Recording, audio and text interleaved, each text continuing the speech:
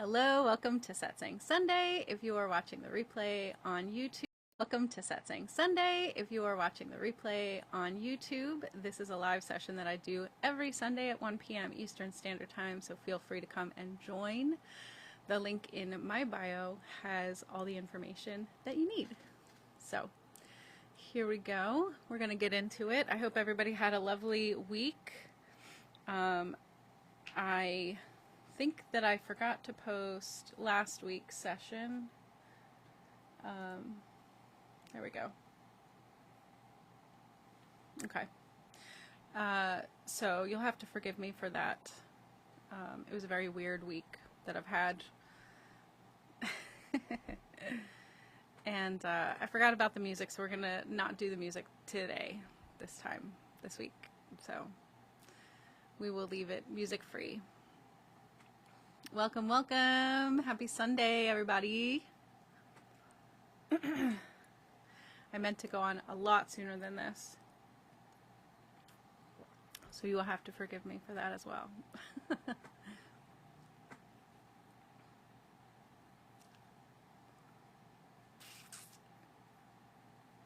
All right. I think to start, I want to do some breathing, and we might just go right into calling in the angels. Might as well. Good morning, welcome, happy Sunday. All right, so let's start with our breath. You're okay.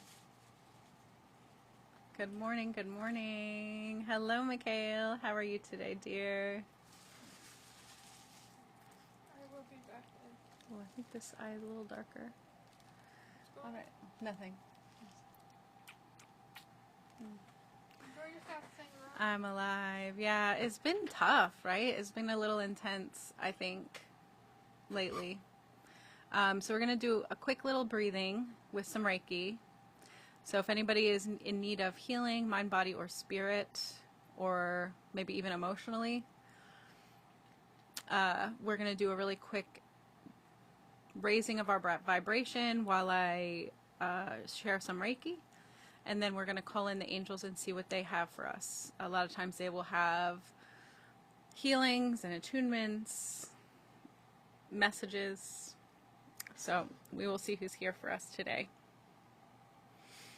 All right, so every in-breath, you're going to be raising your vibration. So have that sort of in your mind, or even just having the intention of doing that will help you to do that. And then the Reiki hopefully will help ground you as well. All right, so we're going to take a deep breath in, raising our vibration one little notch. And breathe out anything that is no longer serving your highest and best good. Right? And that's how we're going to do it the whole time. Breathe in to raise the vibration, breathe out anything that's not serving, as I'm giving some Reiki here.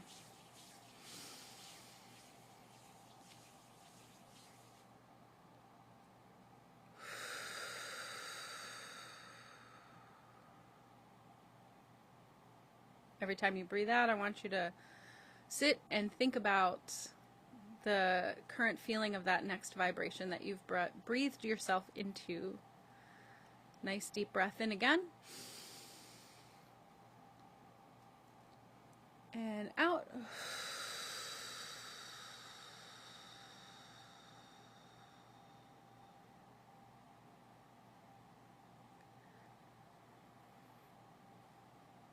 Lovely, lovely, lovely. And I think we're going to do one more of these. Nice deep breath in. And hold that up high, pulling in the light down into your crown chakra.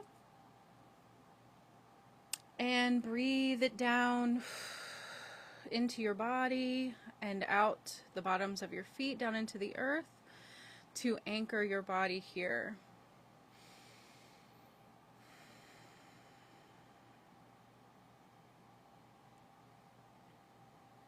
I'm just trying to see if there's any particular chakras that need extra healing, yes. Okay, so they're drawing me to the sacral, emotional center, and the root, which is our sense of safety and security. So we're going to send some really intense Reiki to those two spots, because I feel like a lot of people are needing grounding in their emotions, in their mental state. Yeah. Grounding is needed here.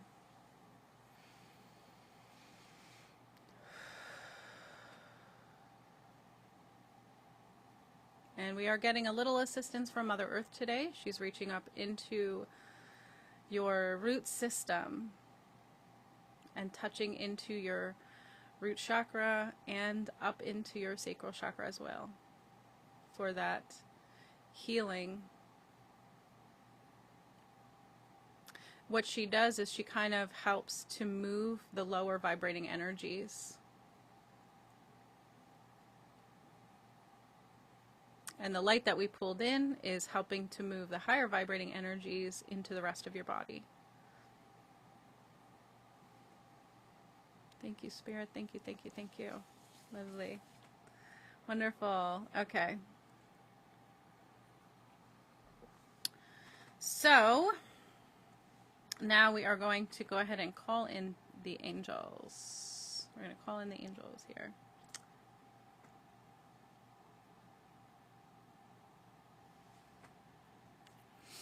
All right, so if you want to call in the angels with me, feel free. We're going to call in Archangel Michael first, and then Archangel Gabriel, like we always do. And then I'm going to see if anybody else wants to come through to give messages for the collective, healings, attunements, whatever it may be.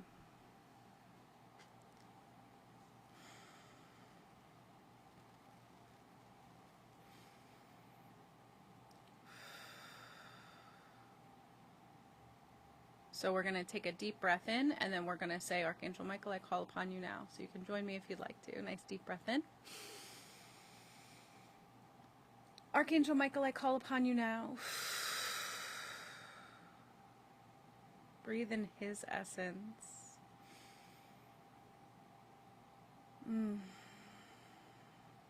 Calming the nervous system. I know we could all use that. I could use that.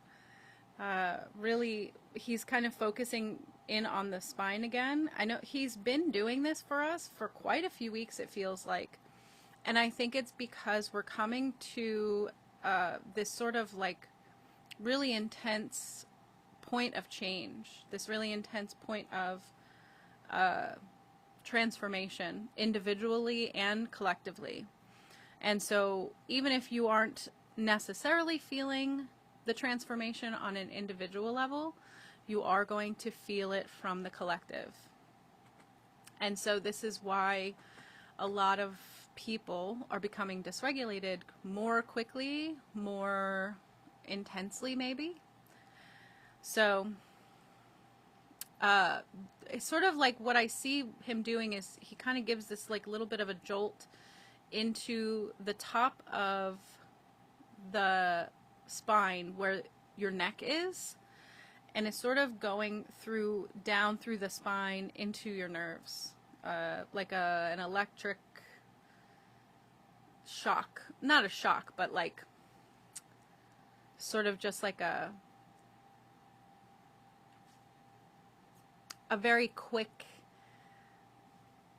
like sense of like just very fast. Thank you, Michael.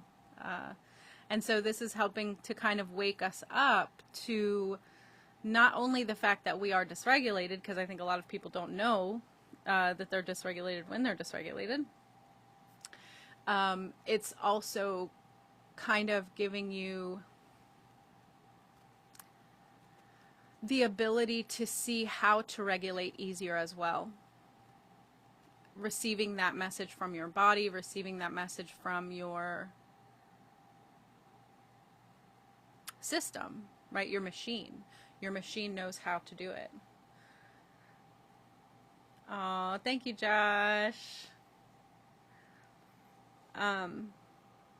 So thank you, Michael. I received this in my highest and best good and the highest and best good of all.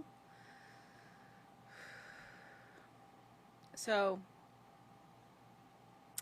I feel like this is an intense healing and it might require water later. So if you're feeling thirsty, listen to it. It's to move out old energies. It's to move out energies that are, it looks like there's like creakiness, rustiness in our machines, atrophy, it feels like as well. And Michael's trying to help us to move through that, release that. Thank you. That's really wonderful. Okay.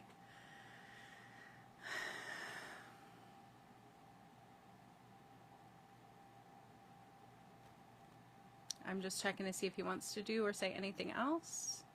And nope, that's all that he wants to do for us today. So we're going to go ahead and call in Gabriel if you want to join in. So we're going to take a nice deep breath in and call Gabriel. Ready, set, deep breath in. Archangel Gabriel, I call upon you now. Breathe in his essence. I felt him immediately in my chest, like right in the front, like real heavy and powerful. And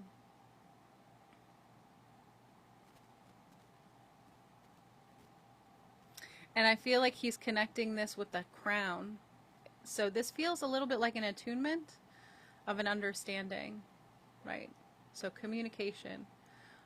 The best communication that we can have is that it comes between our mind and our heart. So he's creating a bridge between these two things.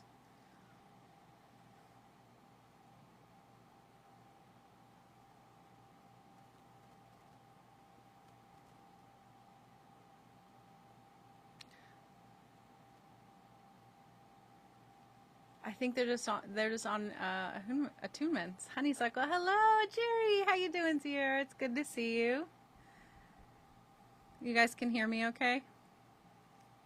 Probably should have asked about that earlier.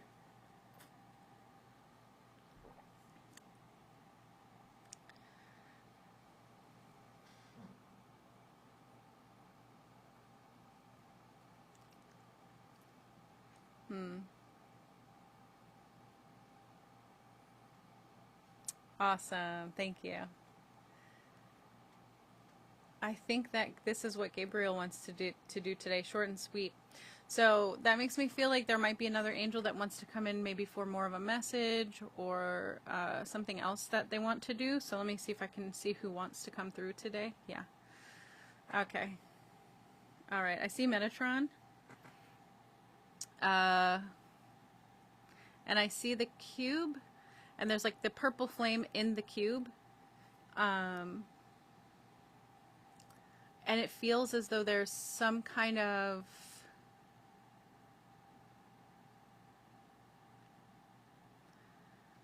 awakening. Some kind of an awakening, it feels like. And it's different for each individual.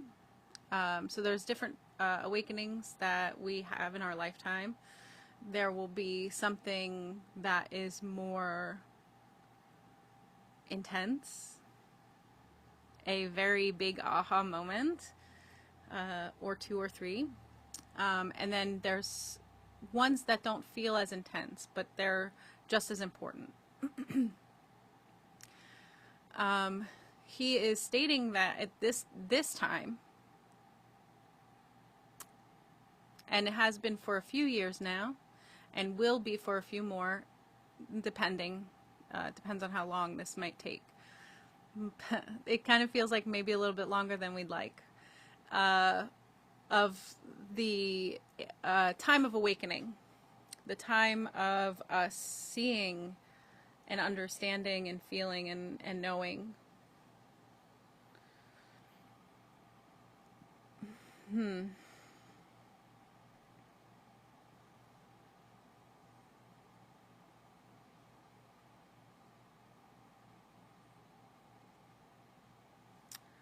All right, let me see what he wants to do or say with that.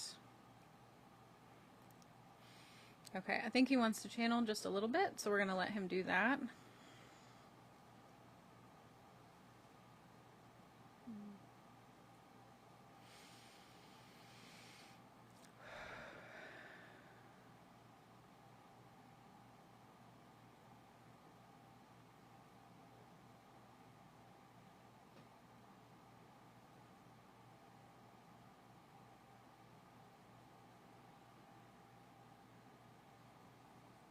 This is not a time that you need to be afraid, although in times of great change, fear is inevitable. It is important that you do not focus on your fear or allow others to foster fear. You must be vigilant at this time. There is a great heightened sense of fear in the collective of humanity. And it is only because of the upheaval, the change, the unrest feeling. Humans like comfort, safety, but humans also like adventure and creativity. And unfortunately, many times you cannot have one and the other.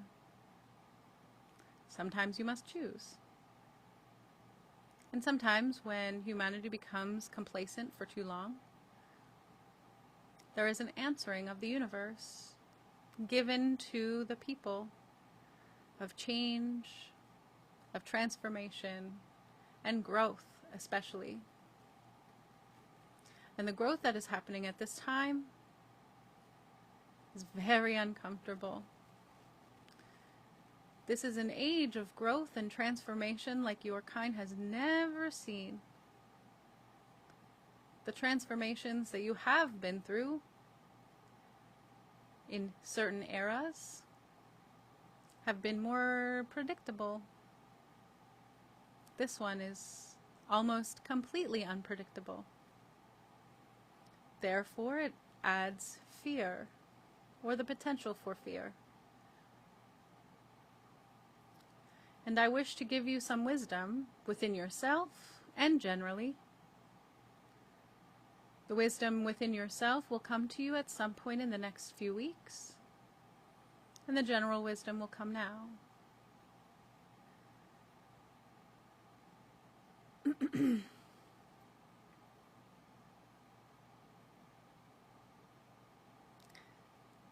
You have asked for this.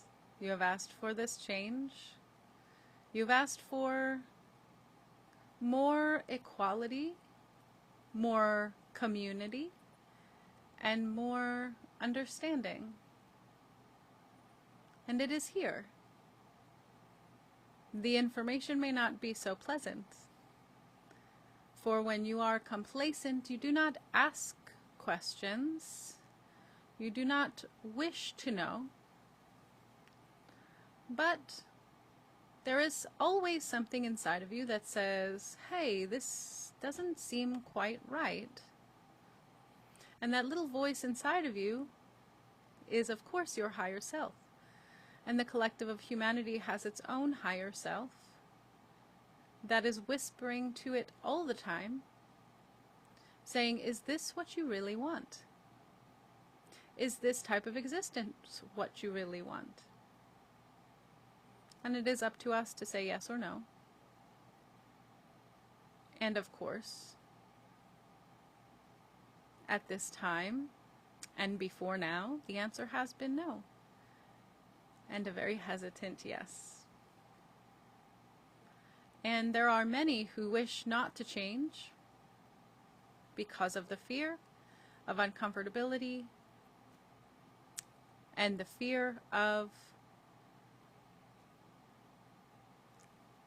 lack of safety. There is something deeply ingrained in human beings, for you are animals, that if there is great change, that there is a possibility for a lack of safety. that there may be a hole in your defenses that goes unnoticed because of the change. Now, so very long ago, this was true of other predators. But you still have that feeling in your systems. It is not something that has yet even been healed enough to leave. There are no predators. There is no danger other than the kind that you do to yourselves. And that is where you have drawn your line. You have decided to have peace and clarity and truth. Peace, clarity, and truth do come at a cost, and the cost is your comfort. And so do not inadvertently mistake discomfort for danger. It is not dangerous to be uncomfortable. It is quite adventurous and lends to creativity like that we have never seen. And you see that now in your technologies, in your ability to speak to each other, to commune across many, many miles. And the creativity is taking on a new form every day. It is quite exciting to see. So I encourage all of you to look within yourself, ask of your higher self, is this situation dangerous? And let yourself listen to the answer and absorb it. You will know the truth if you ask. You will know the truth if you accept. You will know the truth if you allow. Get excited for the changes that are coming. It may feel like terrible things are happening, but it is only that the terrible things that have always happened are now coming to the surface. It is not new. Yet the creativity and sense of adventure that are happening are new. And the people who have created the fear-based mindsets are the ones who are the most afraid. For their perfectly cultivated world is crumbling. For what the collective wants, the collective will get, no matter how powerful a single person thinks that they are. This is why there is no need to be fearful. Each of you is protected. Each of you is safe. Enjoy your lives. Take hold of the adventure. Be creative. Be bold. This is the time for it. Create something new and magical, even if it is just for yourself. Reach out and grab this very rare, magical energy that is in your collective at this time. Maybe a very long time before it comes back again.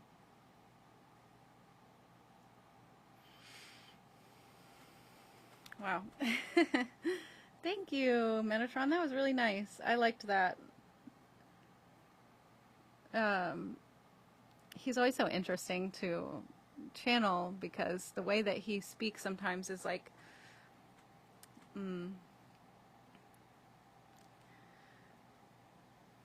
he seems like an angel that doesn't speak a lot.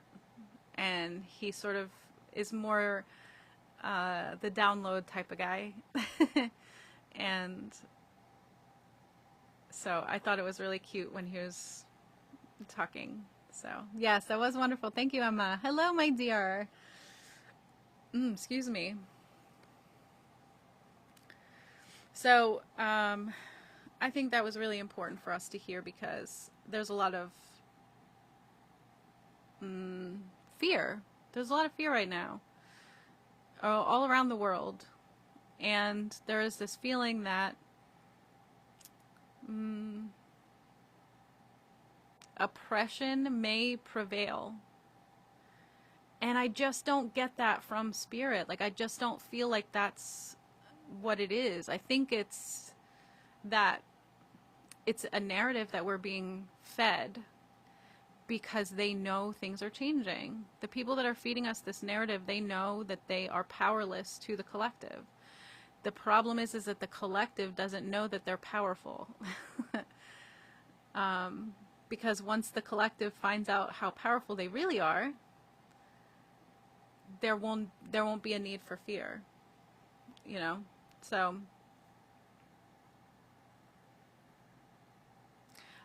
and it's interesting. I'm really happy for that message because I have been struggling with fear for weeks now. It has been very difficult.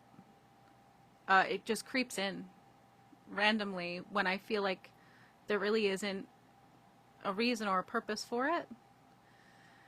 And when I'm not vigilant, when I'm not paying attention, it does kind of run wild inside my head and my heart.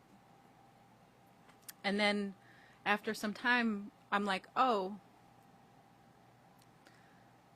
that isn't true. That isn't real. So,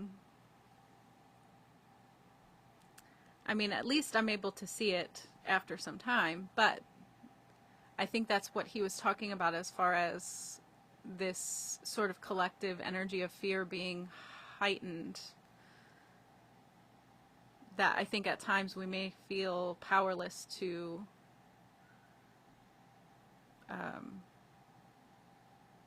we may feel powerless to it, but we're not. We're not really. Thank you guys so much for the likes. I appreciate that. All right, so what we're going to do today is we are going to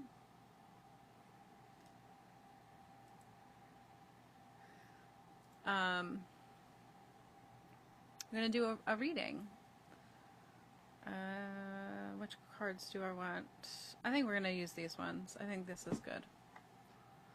Emma, thank you so much for sharing the live, my dear.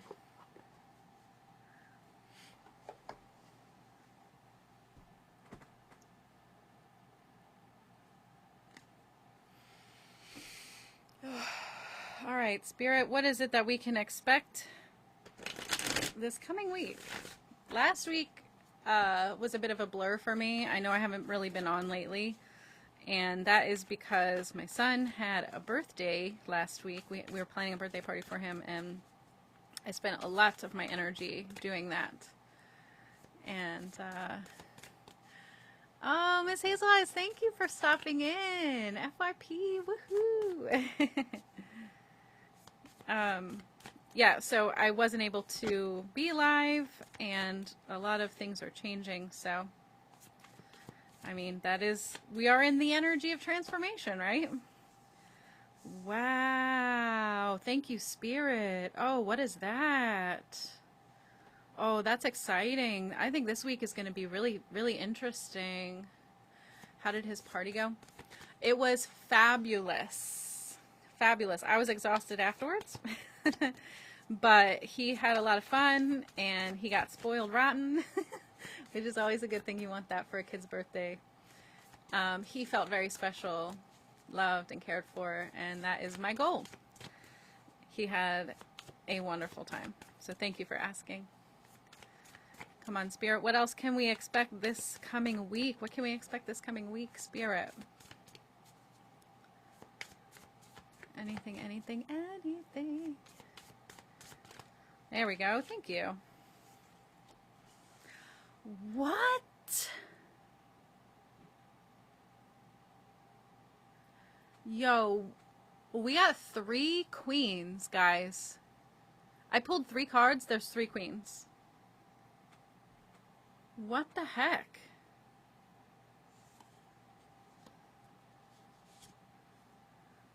Oh, what?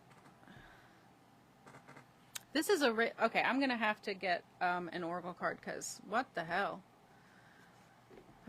He felt so loved. Every child deserves to feel that. Yes. Yes. And I'm happy that I could do that for him. He actually had 3 other small parties as well. So he had a whole week of birthday, which is really great.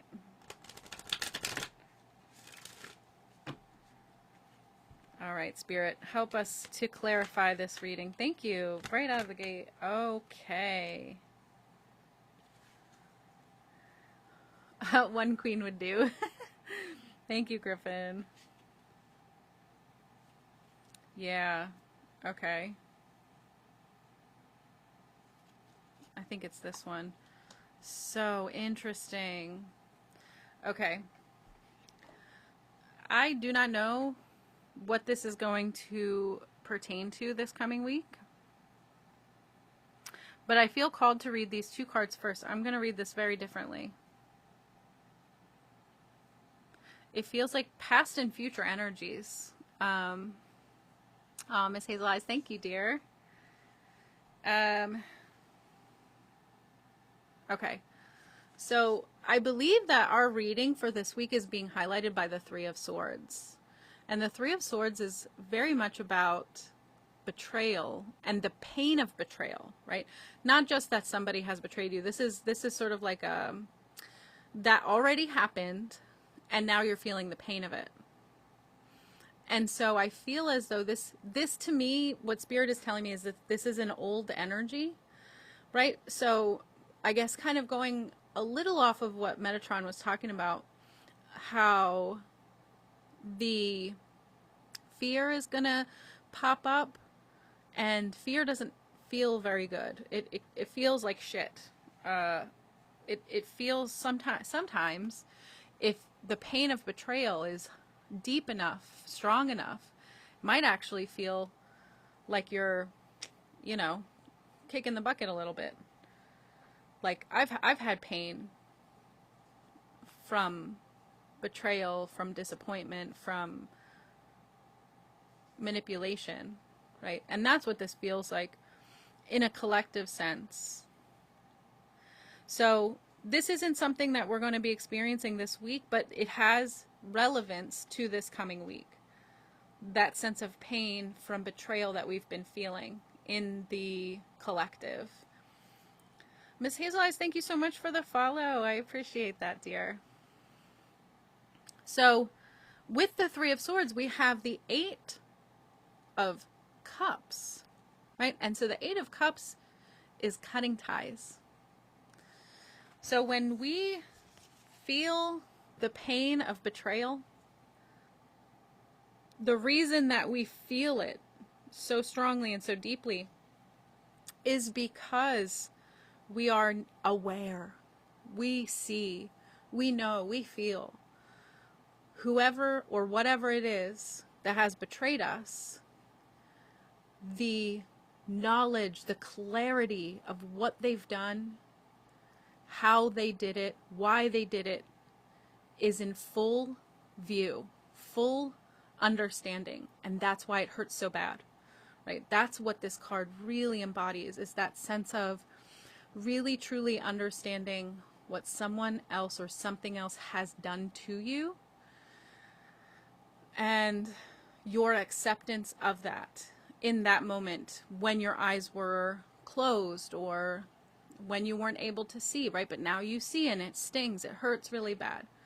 So this is the past energy, and what Spirit is saying, that is saying, okay, this is what we've been feeling. This is what we've been feeling for a long time. Are you going to just accept that? Papa Reckless, thank you so much for the gifts. I appreciate that.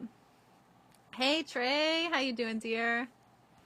So are you going to accept that pain and that betrayal? Are you going to continue to go back to it? Are you going to continue to keep your eyes closed? Or are you going to decide to sever the ties, to walk away, to regain your sense of power, right? Do you have time for any questions? I can do questions if they are general. So no personal questions today. But I will be live tomorrow for that. Anyway, so with the Eight of Cups, Spirit is being very clear. It's time for us to walk away. It's time for us to sever ties. It is time for us to say goodbye to whatever it is that's creating pain in our lives. And this could be something outside of you, but many times it is pointing to something inside of you that is being reflected by someone outside of you. And so I want to touch on these oracle cards that came out that I feel are just so perfect. Just so perfect. So the first card that we have here is submerged. And so this gives me this feeling that there is something under the surface within us that has been hidden, something that has not been able to be seen for a very long time. And this could be in the collective, and this could be on a personal level. And the other card is volatility. So it makes me feel like if we are strong enough to cut ties with whatever it is that's creating pain in our lives, whether it's inside of us or reflected outside of us, that we need to see it. We need to open up our eyes. Because the thing is that anything that's creating pain in your life, Spirit is always giving you the answer of what it is and how to get out of it. But many times we see that and we say, that's too hard. We come up with excuses for why we can't do it, too uncomfortable, right? But eventually it comes to a head where we just burst open.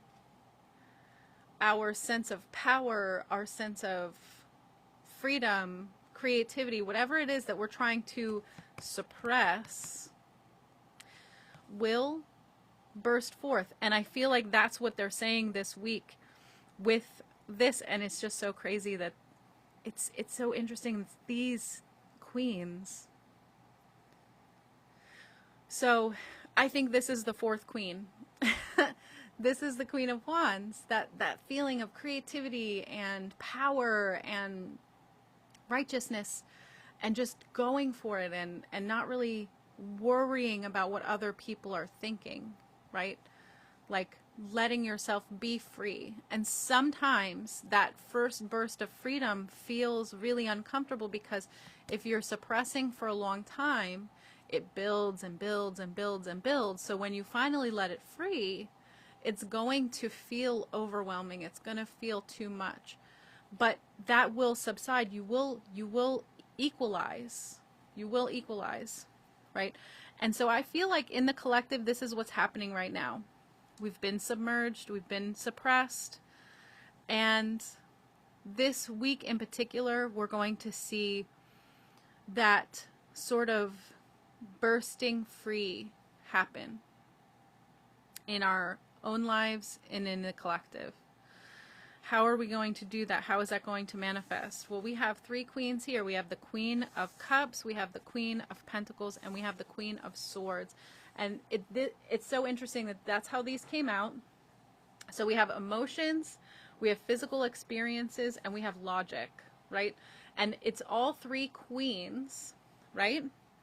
All three queens plus the volcano as being representative of the fourth queen. Or maybe the King of Wands, who knows? The queens have a very subtle energy, right? They're the feminine. They're the energy that's going to put up with a lot of shit for a long time. Not say anything, not do anything. They wait. They wait and see what is going to happen. When is their best opening? And then take advantage of that. And not in a manipulative way, but in a advantageous way that is good for all. Queens The feminine energy of queens wants to take care of everyone, including themselves. And I feel, oh, Spirit, thank you so much. The volcano eruption is that of the feminine. And I believe that's why the Queen of Wands isn't here, because, well, me personally, I always see the Queen of Wands as having a bit of masculine energy within her. But you have your emotions, you have your physical experiences, and you have logic, right? These are the three things that are most important right now. And this is what the feminine is lacking in our collective, and maybe even within ourselves. That sense of being emotionally loud, being physically loud, being logically loud. We've been creatively loud, I think. And in these three areas, the feminine has really been suppressed.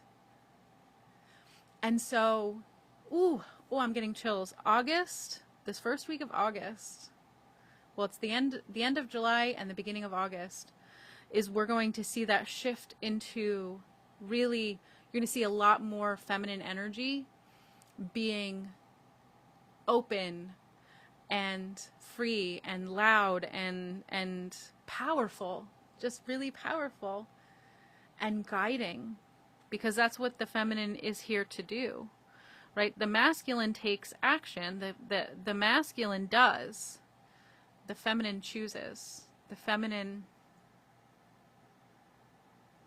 guides.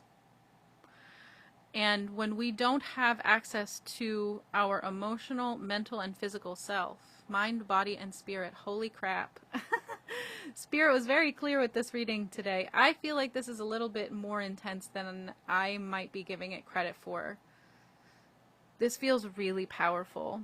This feels like the ending of pain. This feels like healing happening in the feminine, in our collective, in our individual selves.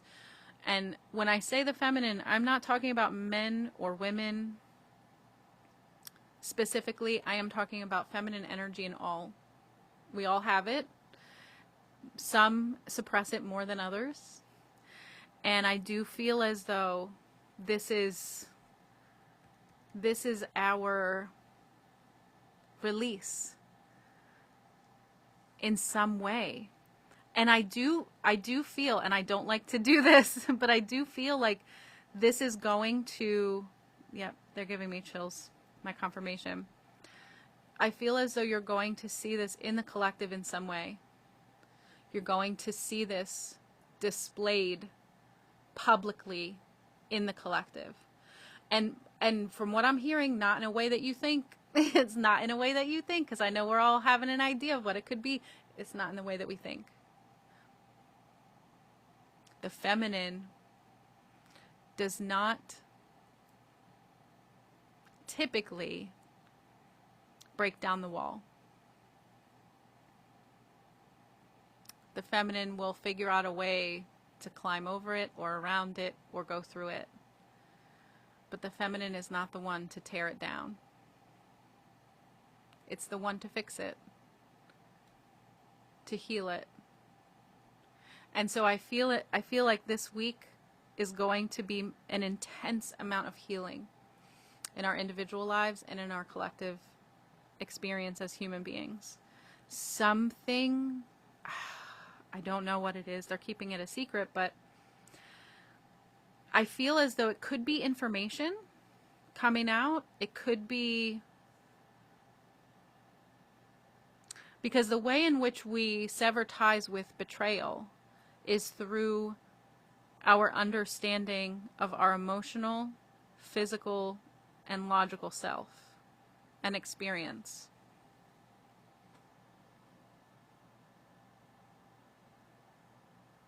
I keep trying to get them to tell me what it will be, but I think it's supposed to be a surprise. So we will have to wait and see what it could be that is going to be so clarifying, so healing. And I don't think it's going to be healing in a way that most people would expect. Sometimes knowledge is healing. Sometimes rest is healing. It doesn't feel like rest, though. It doesn't feel like rest. It definitely feels like some kind of information.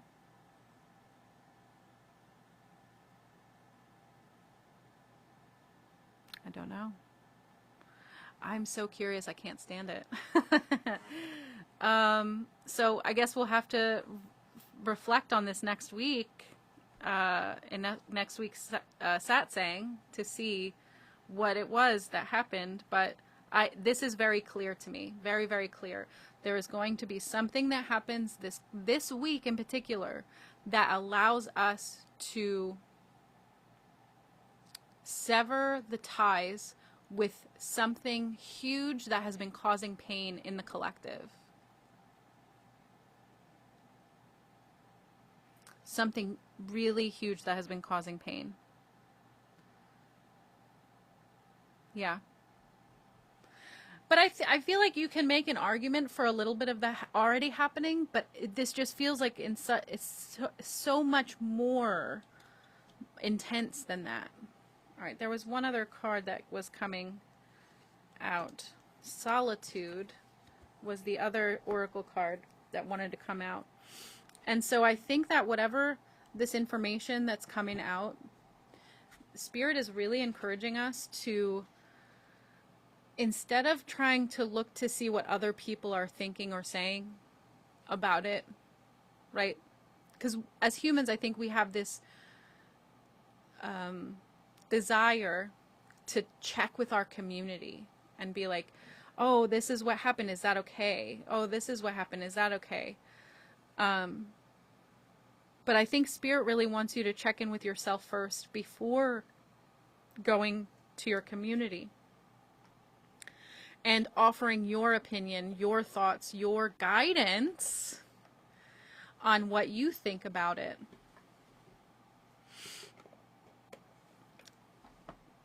Wow, this is so interesting. This is like one of the most powerful readings I've had on Satsang in quite some time.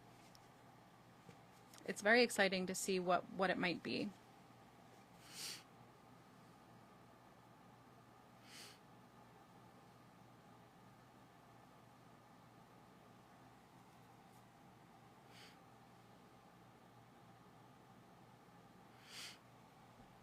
All right. So, if you guys have any ideas about what it could be this week, as you go through your week, you'll have to let me know. Check in with me. All right. I'm going to see if anybody else wants to come through and channel for us. Maybe somebody will spill the beans. That's what I'm hoping for anyway. All right.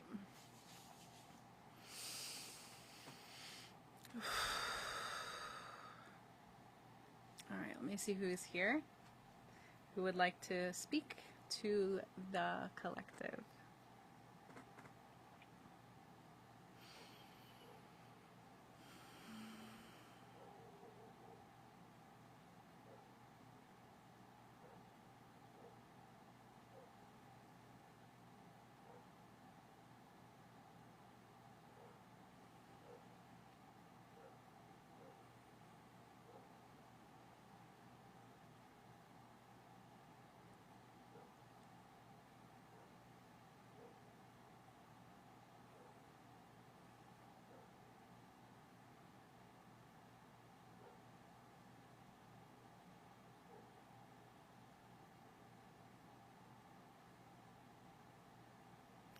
Okay, so what I'm seeing is that there is somebody here, but I can't quite make them out. They're sort of like in a gray shadow. I think shadow is not the right term. Like a veil, a gray veil, maybe.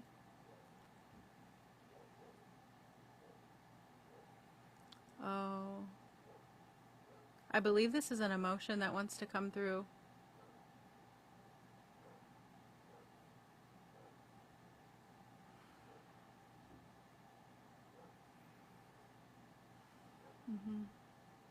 Depression. Yeah, it feels like depression. Thank you, Spirit. Ugh, I like instantly want to cry.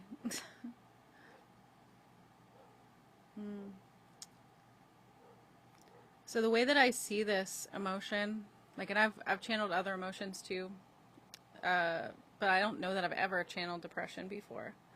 So this is going to be a new experience for me.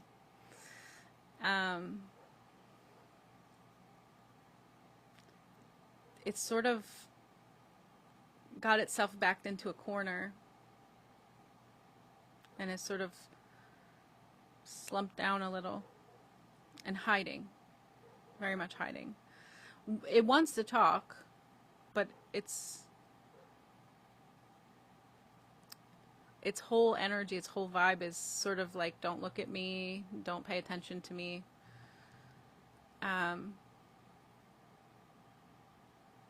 So maybe we will get some information about why it's here, why it wants to speak, but we will see. All right.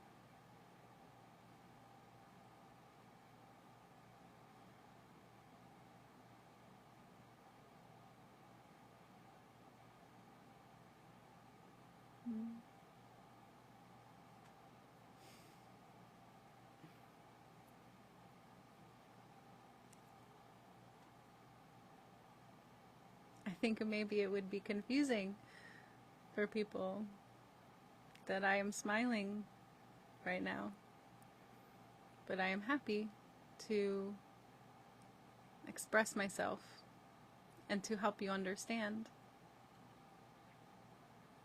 Most people are afraid of depression and they see it as a disease that must be rid through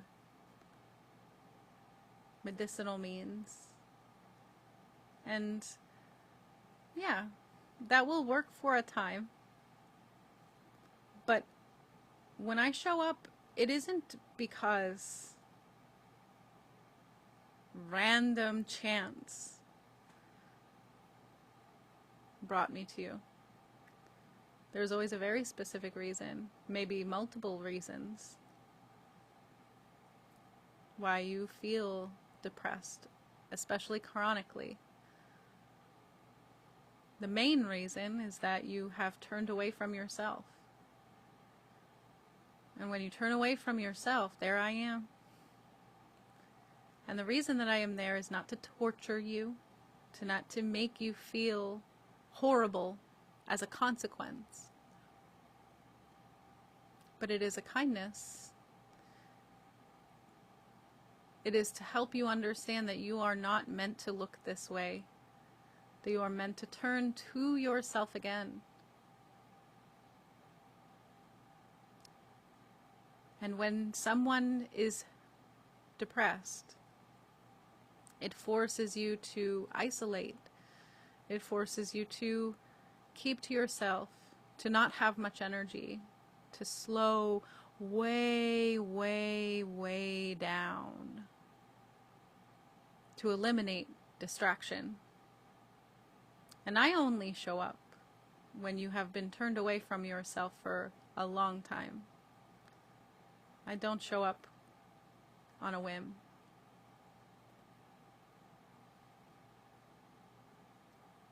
Sometimes people confuse depression with sadness. In today's day and age, you are meant to be happy all the time, and it is not possible. Depression is human and useful. If you find yourself to be depressed, to feel withdrawn, to feel slow. It is important for you to find the reason why. What is it that you have denied of yourself? What have you turned away from your truth about? And this could be something that you have done for self-preservation and will not let yourself see it. And so it feels as though you are stuck and bound to depression and that there is no way out. But it is also important for you to understand that you are always protected and you are always safe. And the dangers that you believe surround you are simply illusions created within your own mind and from your experiences starting in childhood. And it is important for you to look at those and to be honest with yourself that those things you believe to be true are not. And when you start being honest with yourself, I will not be as strong. Once you turn away from me, you will turn towards your light. It is not that I leave. It is not that I go away. It is that you leave me. And I am always encouraging you to do it. And when you have medications, these are good if you are using them in the ways that will benefit you. It will suppress the symptoms so that you can see more clearly with energy and enthusiasm what you are turned away from. Where is your authentic path? Why are you not walking it? Many times people are trying to walk someone else's authentic path, and it will not feel right to you because it isn't yours. Humans are like snowflakes, and your path is no different. It will be unique from everyone else. It will never look like someone else's. There will be similarities, of course, and this is where you lose sight of yourself. You feel safer in numbers, but then you lose yourself along the way, and you find me. And I am not a friend that you want to keep. My job is to help turn you back around. And so don't be afraid to feel the lower vibrating feelings. They will be very informative and they will show you exactly how to get back. But the more you repress, the more you resist, the harder it will be and the longer it will take. Just know it is your indicator that you are not being honest or true to yourself in some way, shape, or form. And it is now your job to find out what that is. And there will be nothing more important than that. Because what could be more important than finding a path that makes you feel alive and happy? So then you can do all of the things you feel that you are supposed to do. For when you feel alive and happy, you see your own path very clearly. And yes, it will make some other people upset, but you cannot worry about that. Your happiness and your peace must be most important. Because you cannot do what you came here to do without it. So when you see depression showing up, it is time for you to become the detective and find what has been covered. Enlighten yourself and be free. Thank you, Spirit. Wow. That was interesting. Thank you. I think to some that might be obvious, but I think hearing it in that way is important too.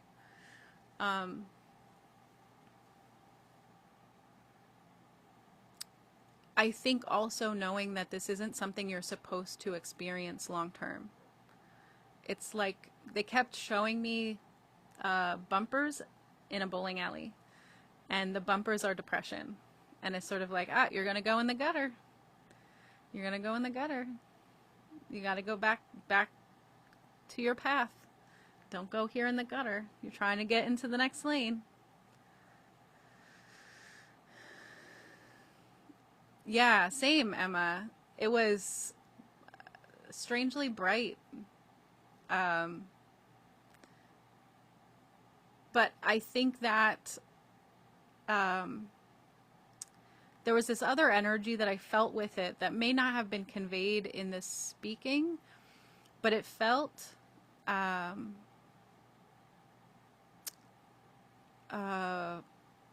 what's that word? Like there was a pull to it. Like it was pulling on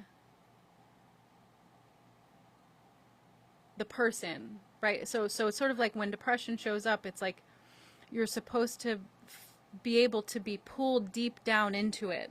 Like really like, and I think that's something that a lot of people resist, is being pulled deeper into depression, because we're told that it's an illness and that if we go too deep into it, that bad things can happen to us.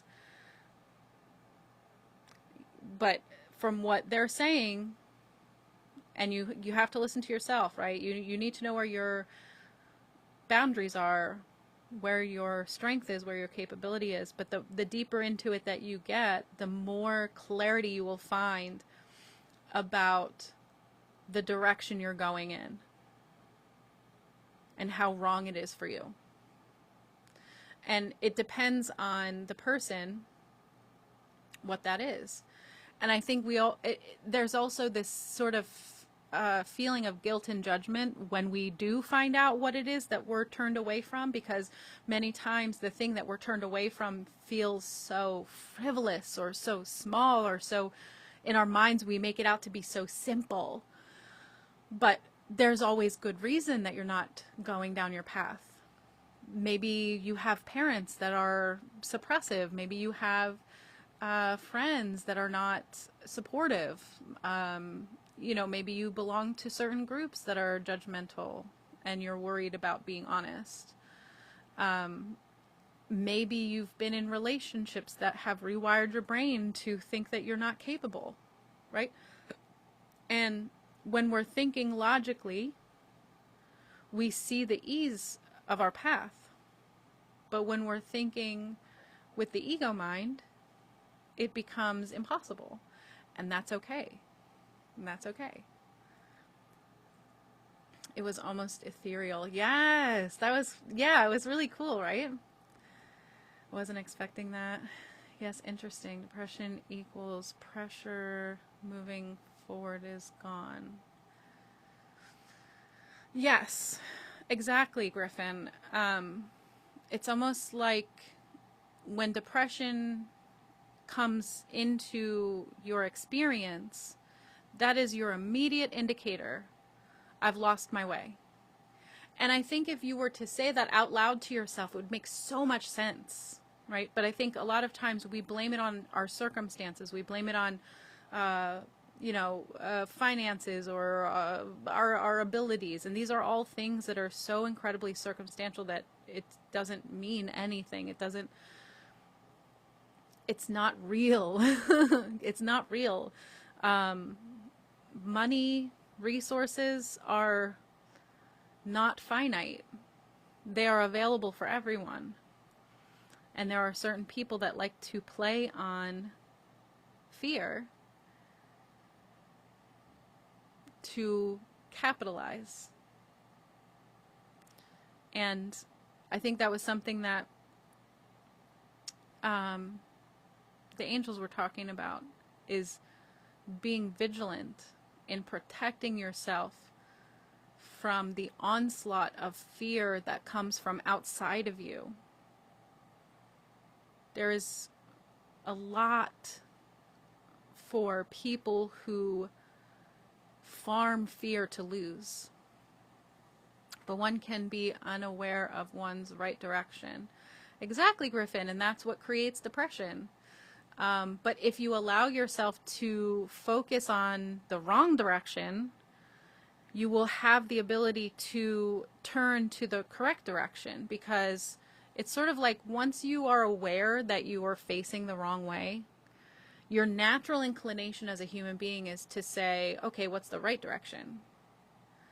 And then your higher self will come in and give you the instructions on how to turn towards the direction that is right for you.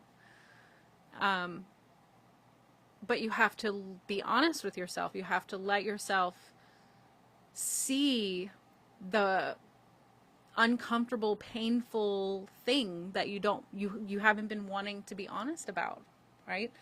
So let's say, I'll give an example. Excuse me. All right. Let's say you have this grand idea and it feels so right inside of you that you want to be a doctor, that you want to help people. You want to be the person to change, help change the medical system and treat people with kindness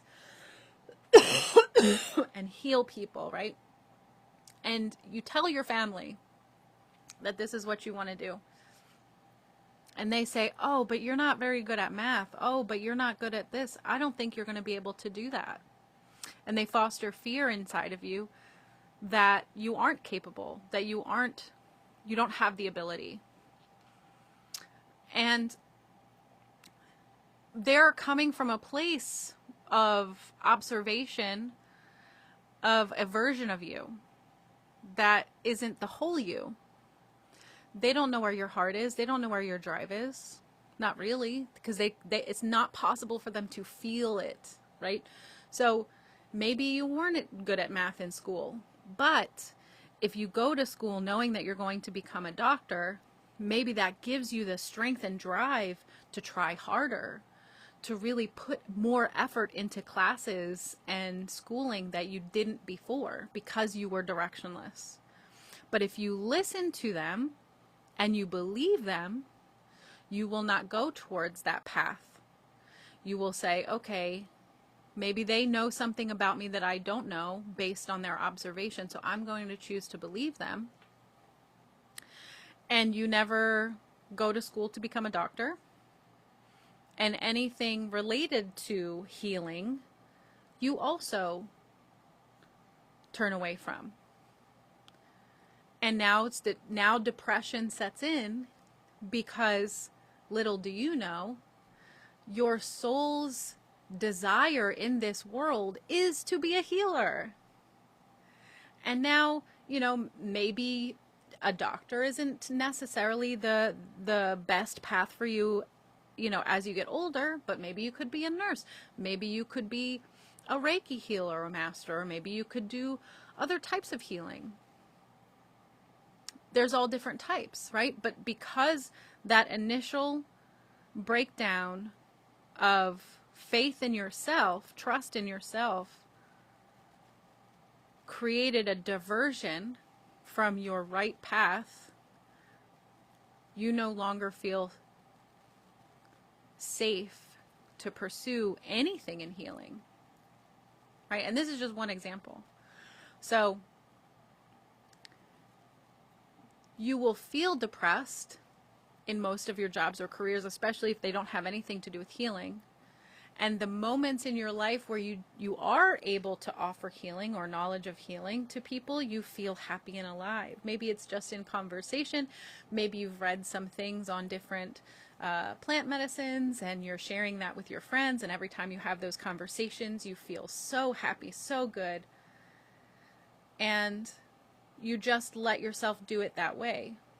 The rest of your life is going to feel sad and depressed because you're not allowing yourself to go towards the thing that you want to do most in your life.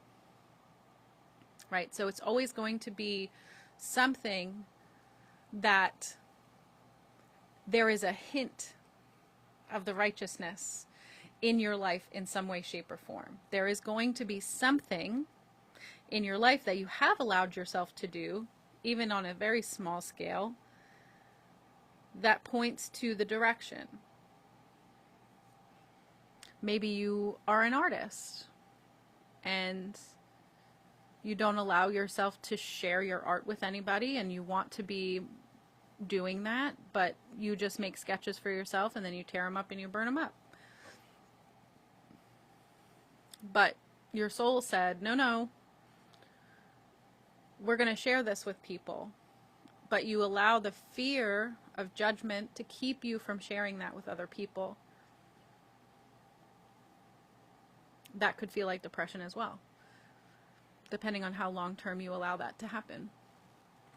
And so, like I said, these are just small examples of what they're talking about. But depression will always be the indicator. First, it's sadness. First, sadness shows up and says, whoa, this is not right. We should change that. And then you come up with excuses. Oh, but this. Oh, but that. This is the case. They said that, and da-da-da-da. These are the circumstances, right? And so you push that feeling of this should change away and just kind of forge on. You know, maybe in that scenario of the doctor, instead of going to school to become a doctor, your parents encourage you to be a mechanic instead, because that's what your father did or your brother did, and they were good at it, and they figure you'll be good at it too. But it's boring and it's definitely not what you want to do. And so every time that you try to make that work, it doesn't work, and just adds to this really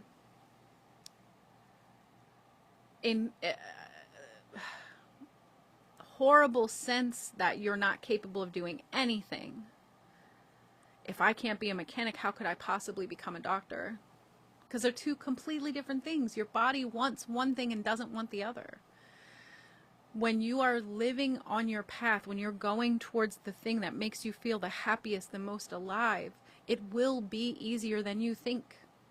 That's why it's so important for us to be afraid and do it anyway. The fear comes from the outside influence. It never comes from inside of you. When it comes from the outside and you adopt it, you believe it, you take it on and you say, yes, this is mine, it grows a knot inside of your gut that takes your power away little by little. And the minute that you release it, it leaves. And there is your power, where it always was and always will be. Because your power doesn't leave you.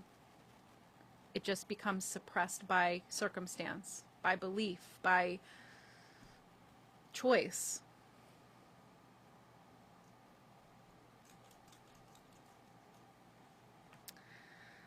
Wow. Well, that was a very interesting channel. Thank you guys so much for enjoying that one. How is it? I'm sweaty and hot. Yeah. But I think I got everything that needed to come down. Are you all finished up there? Yeah, and I think I found the point of entry. Did you? Yeah. Okay, we'll talk about that a little bit later. Yeah. I think I'm going to do one more channel. Trey says, Annie! What's up, Trey? Thank you, Emma. I'll be gaming in a little bit. Emma says, Annie! What's up, Emma? How you doing, Queen? Thank you, Griffin. Thank you, Hazel Eyes. Yeah, as soon as I'm finished, she's going to go game. So if you guys want to watch her game, she's going to do that. Yeah, I think we have one more. Emma says, I miss your face. It's all hot and sweaty Trey now. says, I will be there, miss ya. Hi. It's just, you're just glowing. I had literal beads of sweat coming down. Did you really? Yeah. It's hot up there? Yes. I mean, not as hot as we've had it, but it was just hot in general. Oh, Em, thank you. Psychedelic Alice. Gotta love her. Yes. She's pretty freaking cool. I did bring down a couple of those. Oh, good, okay. The Alice one and the like. Yeah, because I think I want to put something in there. Yeah, I wasn't sure if you want any other ones, but. All right, let's see who else there is. And I think we're just going to do one more channel for the day. And that'll be that. Thank you guys for coming out and hanging out with me today.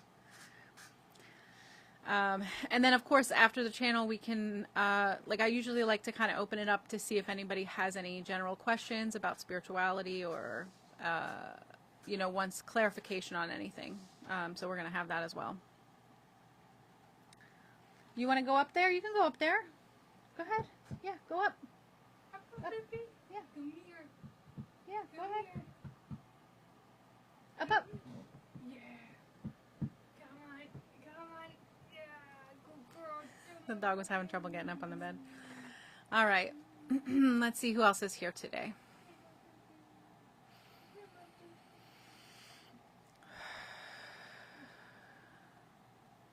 Okay, so first thing I see is gold. Ooh. I think it's raw. Oh, I can, yep. He's my favorite. I love it when he shows up. Okay. Miss you too, Trey. I know, I've been a little out of the loop recently, but we're going to come in strong this next week. Especially with those 3 queens. Got to take advantage of that. Okay. Let's see what Ra has for us. He usually comes in really strong. Yeah. Okay.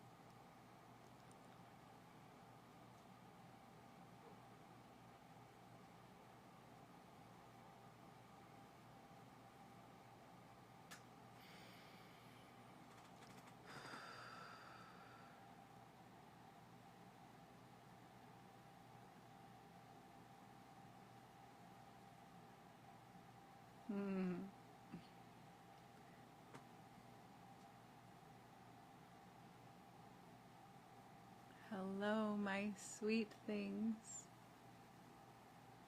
It is good to see you again. This time is such an interesting time. It is so fun to watch. And not for the pain, of course. For if I had my way, none of you would ever need to feel or experience pain of any kind. However, it is quite advantageous to feel pain, to experience it. And of course, in your adolescence, you don't quite understand why. You will. A few eras ahead of you, you will understand the meaning of pain, the necessity of it here. You are in a very dense experience, and you've chosen it to be so. One of the most dense that exists. And your universe is of a dense nature, yes, but there are parts of your universe that are more dense and other parts that are less dense. I am something of a trans-universal being. I've been to many different universes, and it is quite interesting to see the difference here and there, and to give you some perspective if possible. The pain is to help you. And those of you that have experienced great pain Those of you that have gone through great trauma, through the loss of a loved one, of a beloved loved one, the loss of a relationship, or some torture in your life. You know great pain. And if you have come out of that experience, you know that it has transformed you. And it would not be possible for you to be this version of you without such intense pain. Now, not everybody is here to experience pain to such intense levels, but some of you are. And you are warriors. You are the adventurers. You are the pioneers, the pirates, maybe. You are the bold. You are the ones who have come here to create massive change. And I know some of you are going to say, but I am just one person and I have not changed anything. But think of a lake of water that is still. And you go to this still lake of water and you stick your finger in and pull it out. Does it not create a ripple? That one small, singular action creates a ripple throughout the entire lake.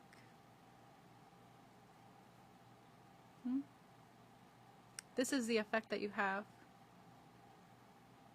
Do not underestimate the power that you hold upon the collective. For the ones who are not here to exact massive change are here to glide with it.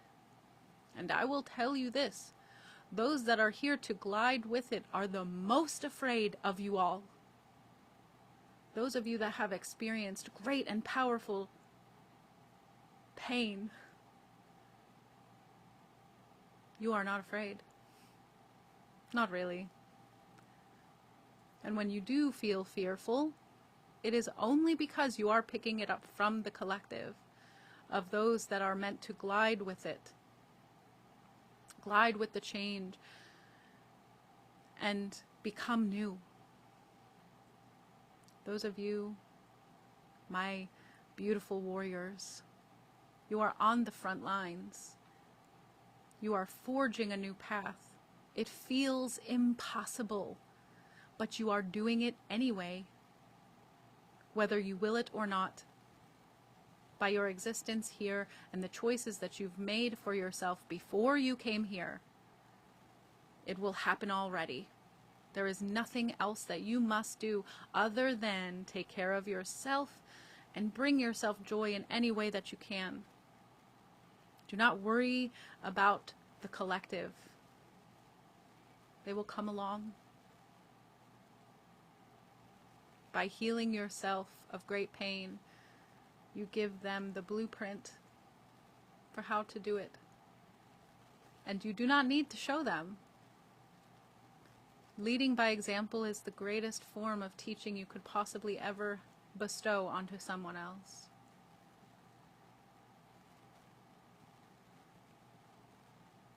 It is quite exciting to see the path that you are forging, and it is a path that I had not anticipated for you, which is quite wonderful. You are doing so much better than I expected. I am very proud of you all. You should be proud of yourselves too. You are coming out on the other side of this very intense collective pain. It does not feel as though you are, but you are. It will take some time for you all to believe it. And that is okay too. has been some help along the way, and you have done such massively wonderful things with the help that we've given you. Maybe we gave you a little too much. We underestimated you a little bit, I think. Shame on us. But ultimately, I want to remind you of how powerful you really are. You would not be in this dense experience, in this universe, if you could not take it, if you could not do it. The small, insignificant failures that you experience in your human lives is so minuscule compared to the vast advancements that you are creating for your fellow man and woman and person.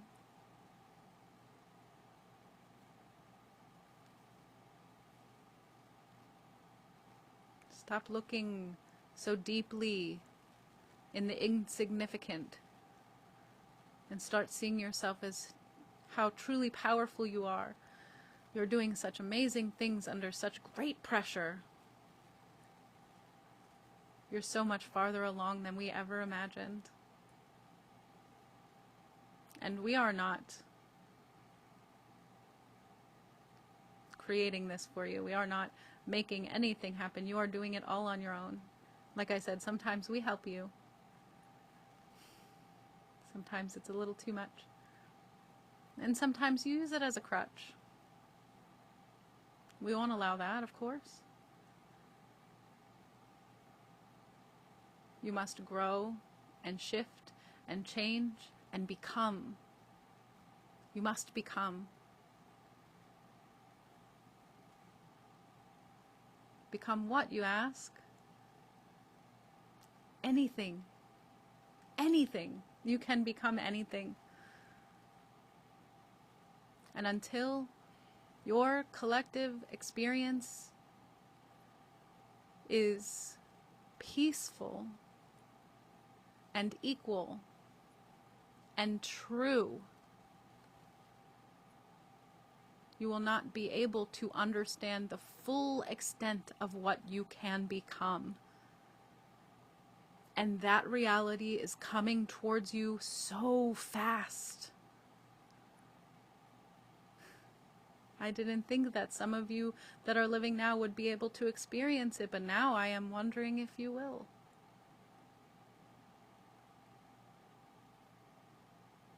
Be patient. Be patient for yourself. Be patient for your fellow man, woman, child, person. They have a harder time than you. They didn't experience it the way that you did.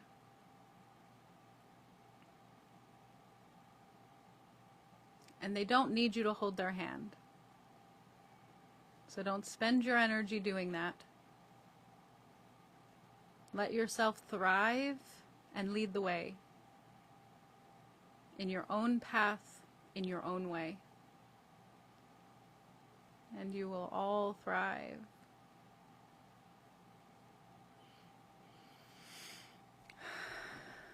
Like crying when I was saying that shit. Okay, thank you, Ra. Oh my God, I love him so much.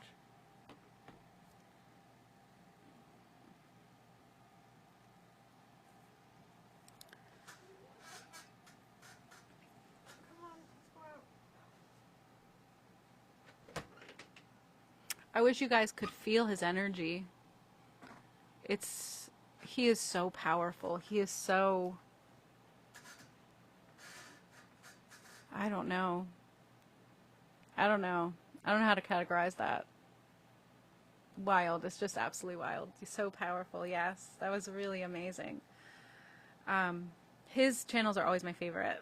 His channels are always my favorite because he gives the most amazing perspectives, and he always puts things back into context. So I think sometimes when we get bogged down by what we think are our true circumstances, we lose sight of the context. I felt like he was speaking to me. I felt that he was. When he channels, and I don't know how he does this. Whoa, chills. Thank you, Rob. He sends his energy out to each individual person. I think that's why he's so intense for me to channel. Sometimes when he's in there channeling, I almost feel like I'm upside down. Like it feels like my head is facing down and my legs are up over my head. It's like I kind of feel tumbled around almost. It's quite an interesting experience. And it's like I can feel him reaching out to everyone that's here right now, and everybody who isn't here right now. Man, I always get starstruck with him when he comes through. And I love how he kind of showed a little bit of himself today. That was really fun. And the context was very helpful. I can still feel him in my heart space, right? It's like I feel him here and in my solar plexus. It's sort of like both areas just like are like vibrating or bigger, or just like they grew in that moment. Hi Carmela dear, how you doing?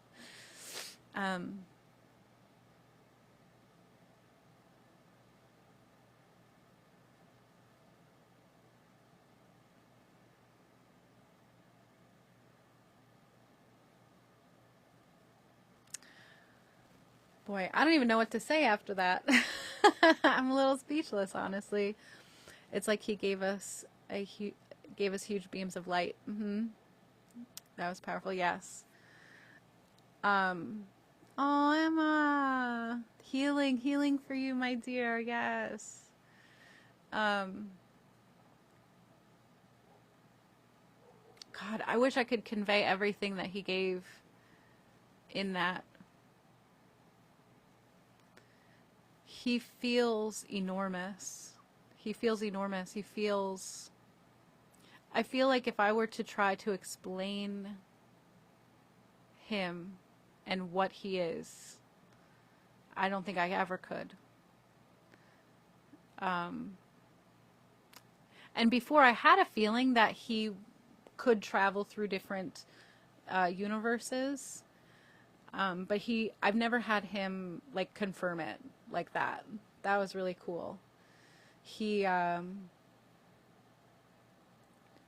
is quite the observer, and it feels like he's kind of enamored with us a little bit.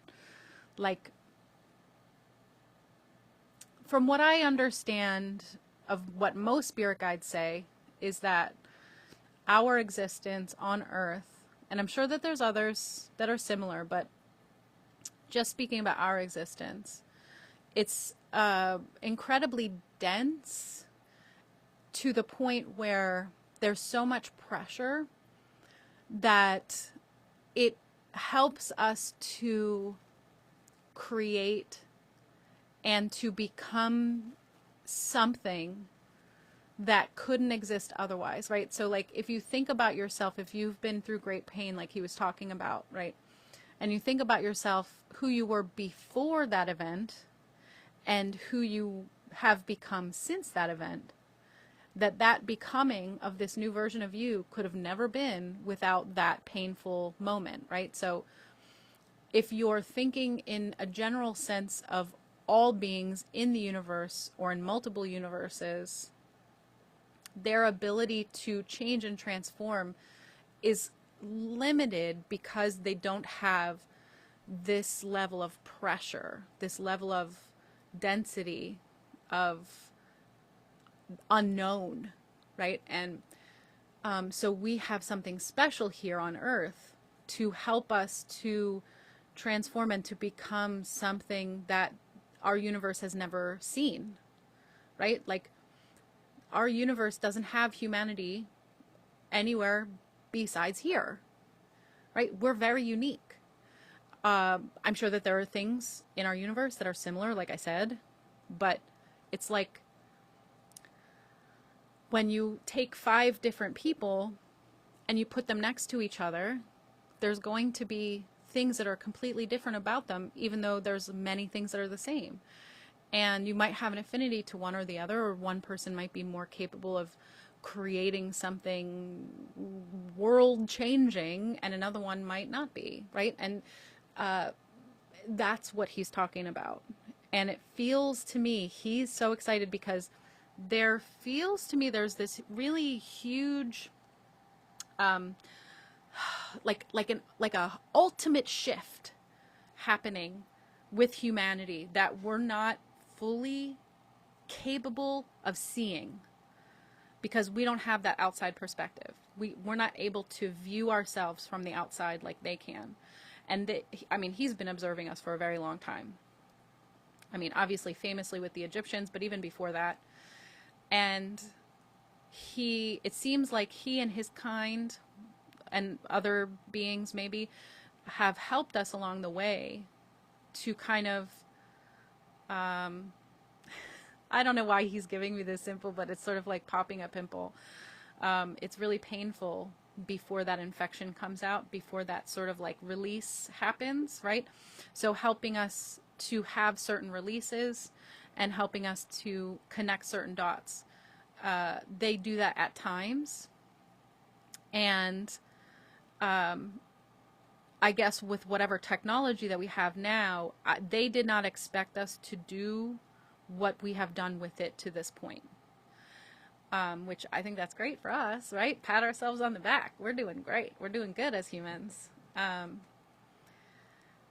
But from what I can see in the next, especially in the next 1,000 years, but even maybe in the next few hundred years, there's going to be incredible advancements towards equality, communication, clarity, truth, and just general compassion that will give us the advantage that we need to become whatever it is that we want to become as human beings in the grand scheme of the universe.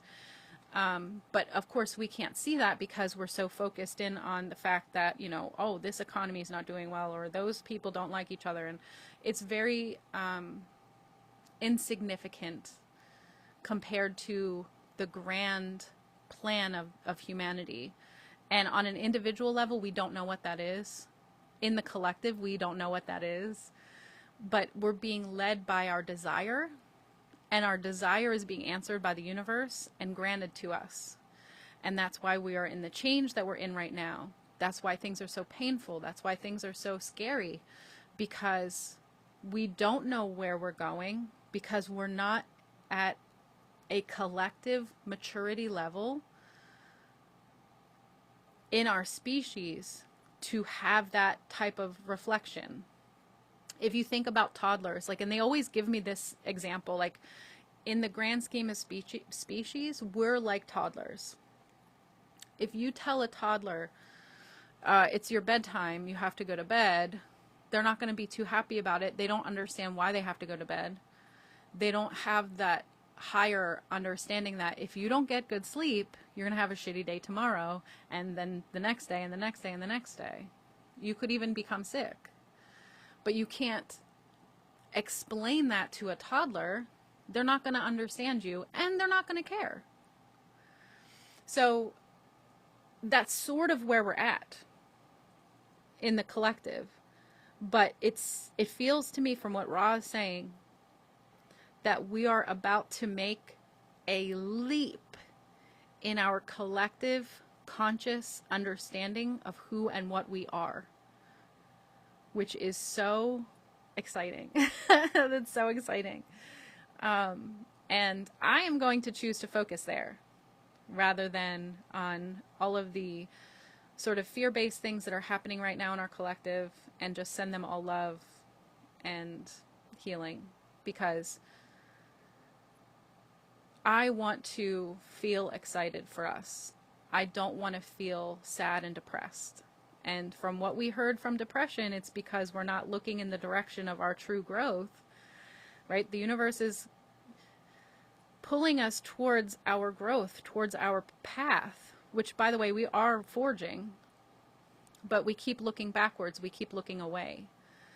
And that's what makes us so sad collectively. But it will be released, because there are those of us who are willing to focus on ourselves. And I've been hearing that message for the longest time, that we have to focus on ourselves. We have to be more concerned about our individual experience than what everybody else is doing. And it's very hard, because we're social beings. And it's sort of like, we're like a giant blob rolling forward. Sometimes we roll to the side, sometimes we roll to the other side, but inevitably we're always kind of rolling forward in this blob of human growth.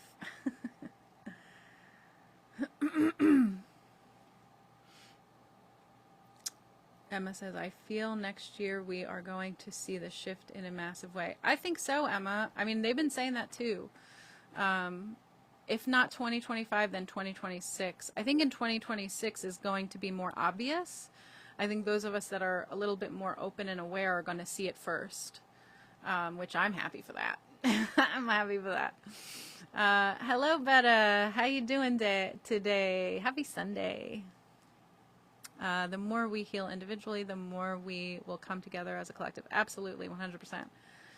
And being honest with ourselves is key, right? So if you are tired, if you are burning yourself out in one way or another, you know, you can't, I am even guilty of trying to satisfy a collective over what I think is right for me, whether it's family or having to do with spiritual collective.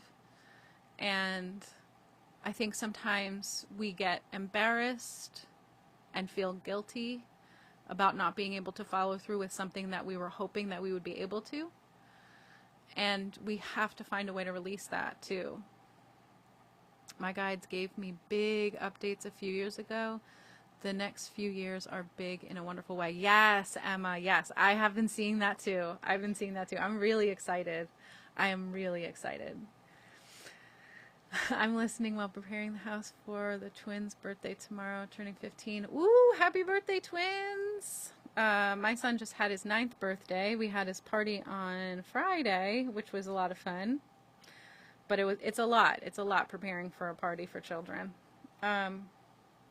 Anyway, I am really excited to see what's going to happen.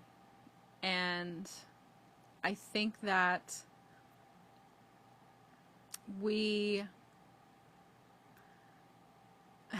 I hope that we have experienced enough pain collectively to have that catapult us forward. And from this channel today, from Raw, it certainly feels that way. It certainly feels that way. And I choose to trust what he's saying, because he has that overhead view that I don't have. And he feels excited for us. So I'm just gonna choose to feel hopeful and excited and pace myself. Like, have we not suffered enough, people? Come on now. I know, and I think he doesn't want us to be too hard on the others, you know, and trust me, it is difficult, especially in the political climate that we are in right now globally, with all different types of things going on that are just not okay. I know that it's hard to accept, but there are people who make sacrifices to help our collective become more, right? That's that pain that he was talking about, the warriors. It doesn't happen to everybody, but it happens to some of us. And those of us that are warriors, we feel haggard. I'm speaking for a lot of different people when I say that. I feel haggard. I feel tired. I feel exhausted. And I think it's time for us to really actively separate ourselves from the collective energy. It's interesting because I feel like a few years ago, there was this feeling inside of me where I felt like I needed to help heal that collective, send healing energy to the collective, and really help to understand what that was. And now I'm not feeling that anymore. I'm feeling that it's more important to separate from that and to focus on my personal happiness, because the part that we needed to play in healing the collective, we did it. We already did it. That part can be over now. And now it's time for us to lead. See, what we were doing before, and Emma, I think you might resonate with this too, and some of you other ones. What we were feeling before was leading people into seeing what it looks like to heal. Leading people to see our healing and say, okay, they're doing it, I can do it too. That time is now over, right? They're starting their healing. They saw us and they're doing it. They're uncovering the truth. They're feeling the pain. They're deep in it.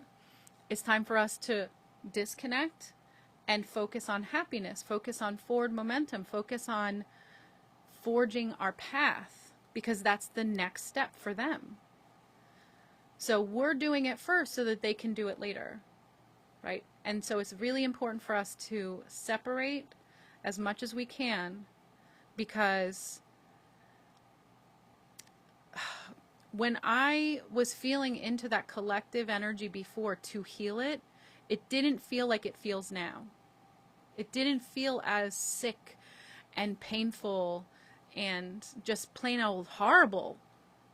Now it feels overwhelmingly horrible, right? And that is because they're doing the work. So they don't need us. They don't need us in there. They need us out of it. That's where they need us now. They need us to separate and to show what happens next, because that's why it feels so bad. They're deep in it and they're like, what happens next? I don't know what to do next. And let's show them. Let's thrive. Let's forge our path. Let's be happy again. But in an honest and real way, and not in a fake happy way, right? And not have resentment for them, because their path is not ours. Ours is always going to be a little bit more difficult, but we chose it that way. We chose it. We decided that we were going to be teachers and healers, and that we were going to love humanity in this way.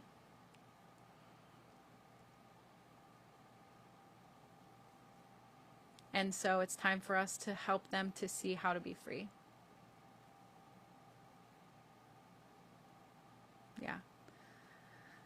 And I think that's something that Ra was giving me too. He healed that in me today, I think, a little bit more than I've had in my heart and in my solar plexus, giving me the power to be free, giving me my heart back.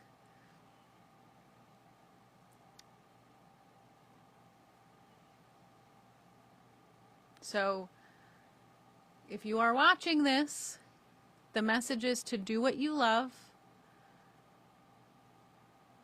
and not worry about it. Do what you love. Share what you love. Be what you love. Foster what you love. Be peaceful. Be happy. Oh, yes, Emma. Oh, I'm sending you so much love, dear. So much love and support. Yes. Oh, this is a happy time. And of course, we had those three queens in our tarot reading today. That's feminine energy, guys. That is feminine energy. The feminine energy coming in and saying, it's time to be happy. It's time to be free and happy and loving and excited. Ra giving me a sense of belonging again. I needed that. Oh, that's wonderful, Trey. Yeah, he has this beautiful way of just putting things into perspective. I would talk to him all day, every day if I could. But he would never let me. He would never let me. He'd be like, you have to do your own thing, lady. But he is becoming a very wonderful friend. And he's always been our friend, humanity's friend. He has always been our friend for longer than we know. And he loves all of us. And he is for sure rooting for us, for sure. When I think about him, he feels like, he almost feels like a distant cousin that comes around way more often than the rest of the family and gives you a perspective about your family that you don't normally have, and is like, you're doing good. You're doing good. Don't worry. Everything's going to be fine. His energy is positive and powerful. It really is, Trey. It really is, Trey. And I always feel so blessed when he comes through to give those messages. So this is going to be on YouTube for sure. So if you guys need to listen to that message again, feel free to check out the YouTube replay. I will have that on by tomorrow night. And wow. Just wow.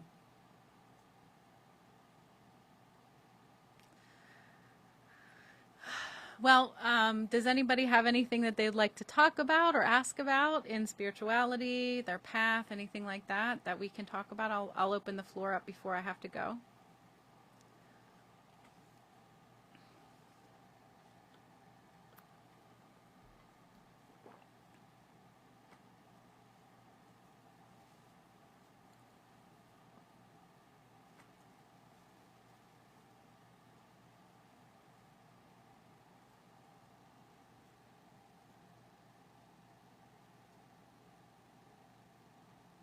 You know, I'm feeling like I want to pull us one more oracle card after that really powerful message. And I want to ask, what is next for humanity? Because the first asking was about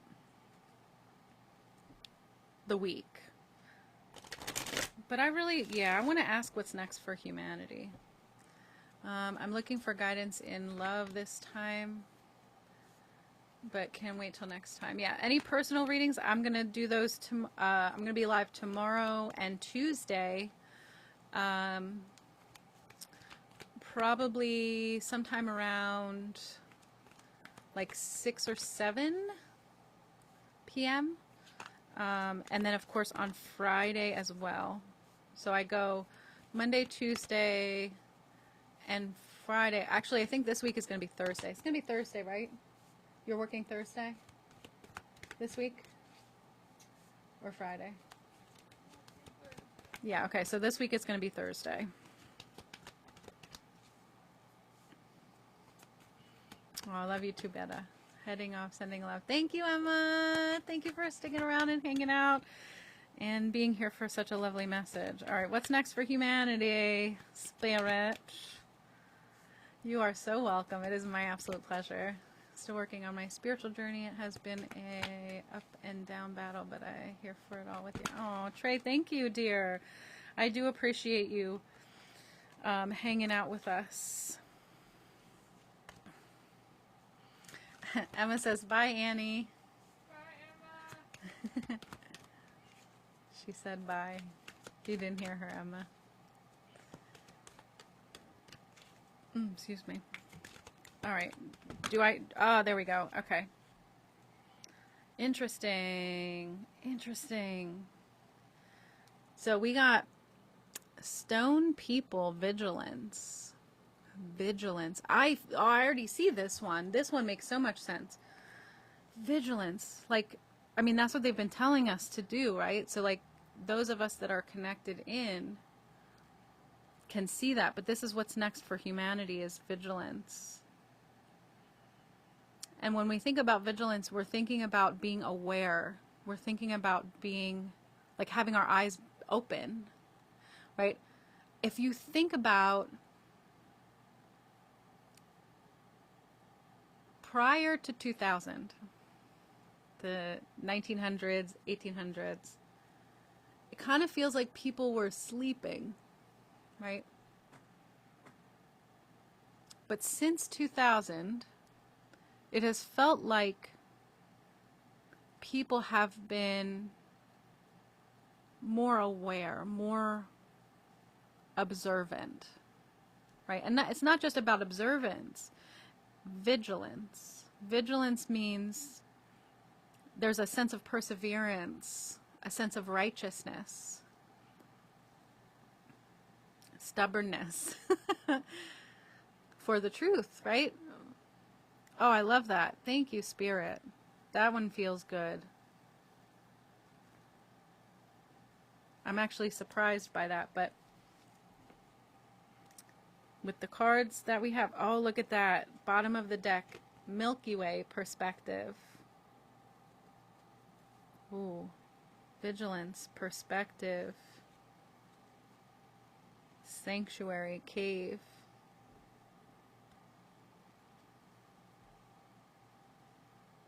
Yeah. We haven't been taking care of ourselves.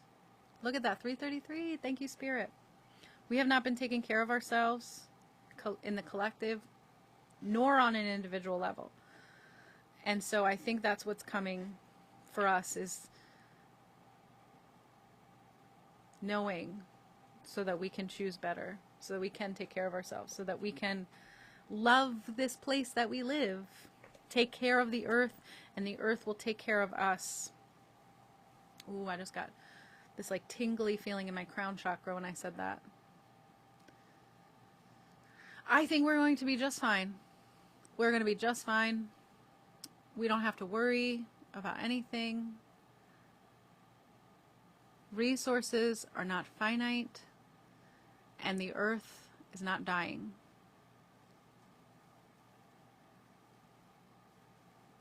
We don't need to be afraid. Everything is going to work out in our highest and best good. Always does, always has, always will.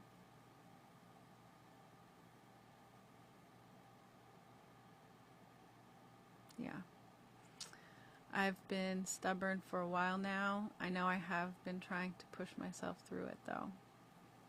So stubbornness is not necessarily a bad thing. I think stubbornness is good when it's used for good. You know what I'm saying? Like authentic reality, righteousness about yourself, right? But when you're using it against yourself, it's really not good, and you end up holding yourself back from a lot of things that you know are good for you, or know that you want to do or be or have or whatever it may be. So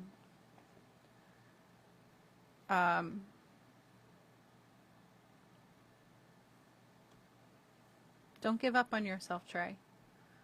And don't have judgment for yourself either, right? Because I don't want you to feel like you're bad or wrong, because those things don't really exist. It's just that it's taking longer than you would like it to take. That's all it is, Trey. That your growth is taking longer than you think it should take. And there's no time on growth. There's no time on creation. That's something that we made up to hurt ourselves with. So you've got to breathe and move forward at the speed that is right for you, even if you don't agree. And I don't agree a lot with my own speed. I would much prefer it to be a lot faster. But then when I rush myself, I miss out on things and I have to go back anyway. And I'm very much learning how to be patient for my natural sense of healing, my natural sense of speed. Sometimes it's fast, sometimes it's slow. And I think sometimes when it is fast, we become attached to that speed. We think, oh, well, I did it that fast before. I should be able to do it that fast all the time. And that's not how this works. We're always going to be different within ourselves. Nothing can ever stay the same. That is a promise of our world. Everything in this world changes, even stones. It's just that that changes way, way slower than we do, right? So if you change at the speed of a fly, or if you change at the speed of a stone, it's all good and it's all right. And you're going to feel different versions of that as you grow. Sometimes you just need to spend a little extra time with something. And that stubbornness that you're feeling may not be something that you're doing against yourself. It might be something that your higher self is helping you to do so that you don't miss something.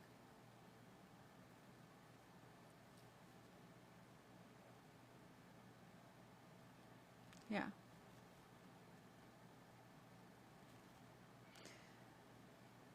Well, I think that's where I'm going to end it today. So thank you guys so much for coming and hanging out with me. I will be live again next Sunday at 1 p.m. Eastern Standard Time for Satsang Sunday. So if you happen to miss it, I always put it on YouTube as a replay the very next day. So feel free to watch that. And of course, if you've missed, any of this episode, you can do that too. And I will see you all next time. Love you all so much. Bye, everybody. Have a wonderful week. Thank you, Trey. Thank you. See you later.